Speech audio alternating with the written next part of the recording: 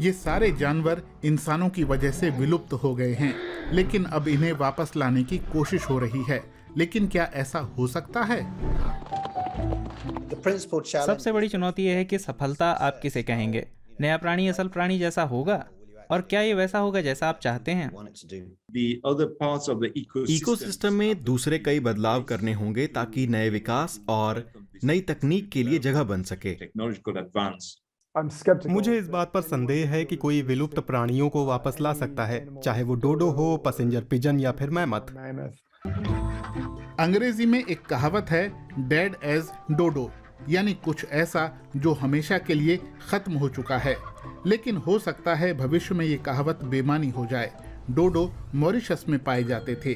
वो उड़ नहीं सकते थे, लेकिन समुद्र से घिरे इस द्वीपीय देश में निडरता से रहते थे।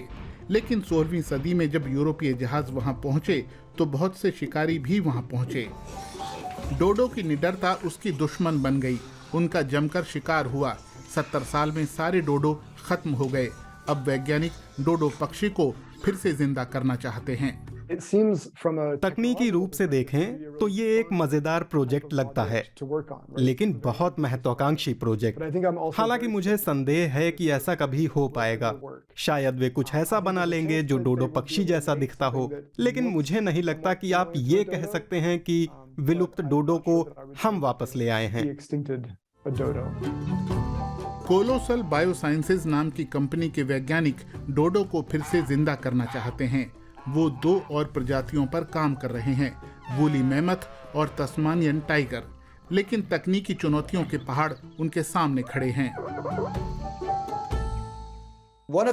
एक बड़ी तकनीकी चुनौती है इस पहेली को हल करना कि किसी जीव की डीएनए कोशिका में कितने बदलाव एक दूसरे पर निर्भर करते हैं। आप किसी एक प्रकार के जीन में बदलाव करते हैं और हो सकता है ये तुरंत काम कर जाए, लेकिन ऐसा भी हो सकता है कि उस प्रक्रिया में बहुत सारे दूसरे बदलाव भी हो जाएं।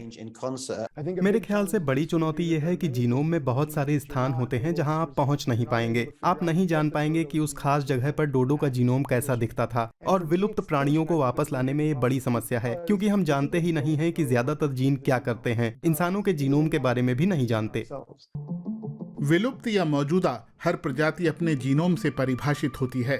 उनका जेनेटिक कोड जो डीएनए में लिखा होता है, यही सब कुछ तय करता है, जैसे कि कोई कैसा दिखेगा, कैसा व्यवहार करेगा। इसीलिए विलुप्त प्राणियों को दोबारा जिंदा करने का एक तरीका यह है कि उनका संरक्षित डीएनए लेकर किसी मिलती जुलती प्रजाति के अंडे में डाला जाए, फिर उस अंडे को किसी जीव के भीतर स्थापित किया जाए। इसे क्लोनिंग कहते हैं। लेकिन ये तरीका विलुप्त प्राणियों के मामले में काम नहीं करेगा। दुर्भाग्य से क्लोनिंग काम नहीं करेगी। इसकी 2 वजहें हैं। एक तो जितना सुनने में आसान लगता है ये उतना है नहीं, और जीवित डोडो हमारे पास है नहीं जिसके अंडे में डीएनए डाला जा सके। दूसरा ये कि किसी प्रजाति का क्लोन बनाने के लिए आपको जीवित कोशिकाओं की जरूरत होती है।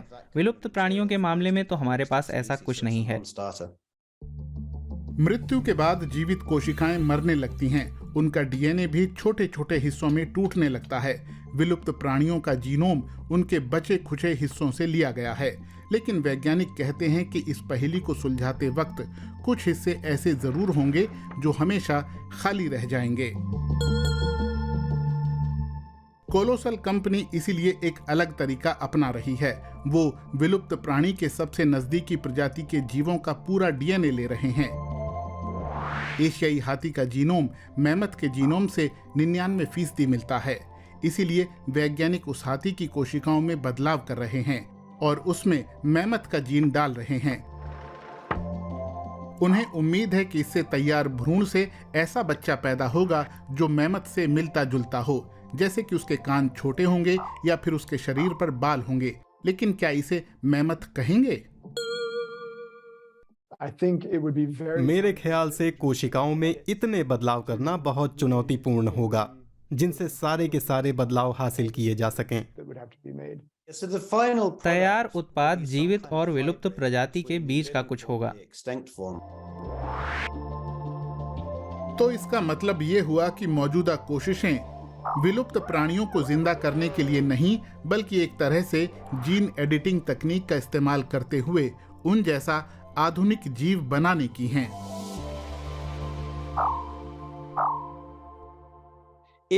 अगर आपकी परिभाषा ज्यों का त्यों वही प्राणी दोबारा पैदा करने की है तो फिर ऐसा कभी नहीं होगा। अगर आप एक ऐसा हाथी पैदा करने को सफलता मानेंगे जिसके शरीर पर बाल हों और जो सर्द मौसम में भी रह सके, तो वो हासिल करना ज्यादा आसान है।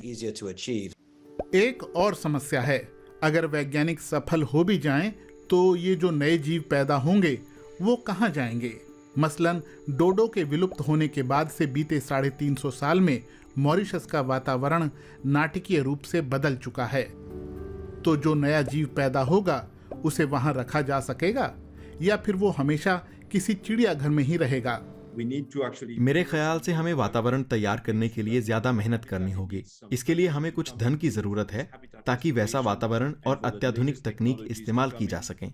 और मैं तो कहूंगा कि भले ही हम कल तैयार ना हों, लेकिन आने वाले 5, 10 या 15 साल में हम तैयार हो जाएंगे। यानी जीन एडिटिंग के जरिए विलुप्त प्राणियों को वापस लाने के लिए अभी बहुत सी वैज्ञानिक चुनौतियों से पार पाना बाकी है। लेकिन एक सवाल और है, मान लीजिए हम ऐसा कर सकते हैं, तो भी क्या हमें ऐसा करना चाहिए?